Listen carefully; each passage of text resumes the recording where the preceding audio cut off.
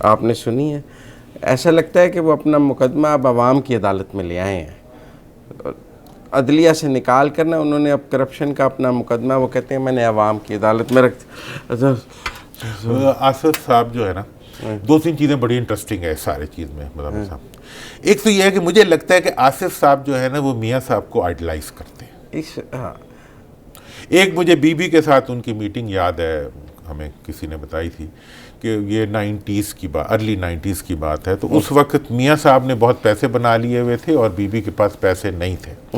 تو be be شہید کی حکومت کو زرداری صاحب نے یہ پیغام دیا کہ آپ اس وقت تک سیاسی مقابلہ نہیں کر سکتے میاں صاحب کا جب تک آپ کے پاس پیسے نہیں ہوں گے.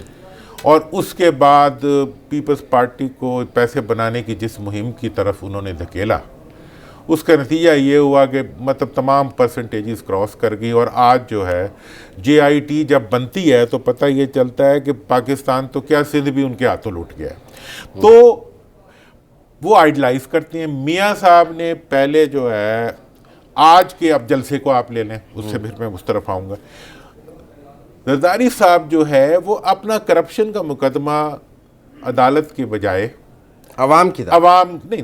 عدالت کے بجائے وہ سیاسی جلسے میں لڑنا چاہتے ہیں. اور یہ میں آپ کو بتا دوں کہ عدالت کا جلسہ عدالت میں ہی لڑنا پڑتا ہے. میاں صاحب نے بھی یہی کچھ کیا تھا.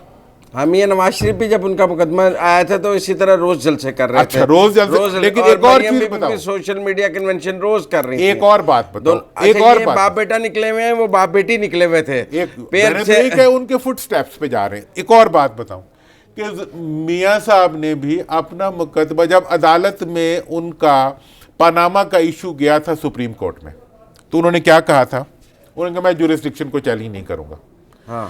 ٹھیک ہے جی, ان کا خیال تھا کہ میں عوامی دباؤ کے ذریعے عدالت کو دباؤ میں لے آؤں گا, اور جب مقدمہ حقیقت میں لڑنا پڑا تو اسی جورسڈکشن کے اوپر چیلنج کرنا شروع کر دیا.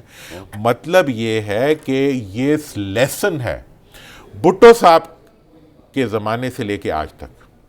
بھٹو صاحب کو لوگوں نے غلط مشورہ دیا, جس کے نتیجے میں انہوں نے لوور کورٹ میں اپنا مقدمہ بائیک آؤٹ کر دیا. کہتے ہیں انہوں نے بھی صحیح مقدمہ نہیں لڑا, ورنہ وہ کئی سال تک اس مقدمے کو لڑ سکتے تھے. ٹھیک ہے نا جی, وہ انہوں نے نہیں لڑا. اور وہ کون تھے ان کو مشورہ دینے والے, وہ بھی تاریخ کا ایک حصہ ہے, انہیں نکالنا چاہیے. دوسری طرف میاں صاحب نے بھی یہی کیا کہ جب ان کے اوپر کرپشن کا کیس کھل کے سامنے آ گیا, جب پاناما مخلوق اور خلائی مخلوق نے پاناما سے آگے ان کے اوپر حملہ کر دیا, تو اس حملے کا وہ عوام کو جواب خلائی مخلوق نے پاناما سے حملہ کیا؟ جی, وہ پاناما کی مخلوق تھی, وہ خلائی مخلوق انہیں نظر آئی تھی, وہ مغرب سے آئی تھی. اچھا, خلائی مخلوق نے, وہ خلائی مخلوق اسی کو کہتے ہیں, پاناما والی کو کہتے ہیں. ہم تو کسی اور کو سمجھ رہے تھے. وہ کہتے ہیں آپ سمجھ لیں, وہ پاناما سے آنے والی مخلوق تھی جس نے ان کے اوپر حملہ کیا.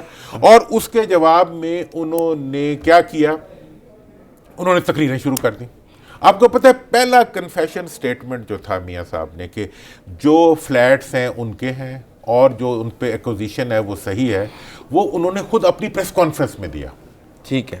اب لیڈر جب میڈیا کے ذریعے اپنی قانونی جنگ, جلسوں کے ذریعے اپنی کرپشن کے خلاف جنگ, اور تقریروں کے ذریعے, ٹھیک ہے نا جی, وہ اپنے آپ کو معصوم ثابت کرنے کے مشن پہ نکل پڑتے ہیں, تو اس کے بعد انہیں امبیرسمنٹ کے علاوہ کچھ نہیں ملتا.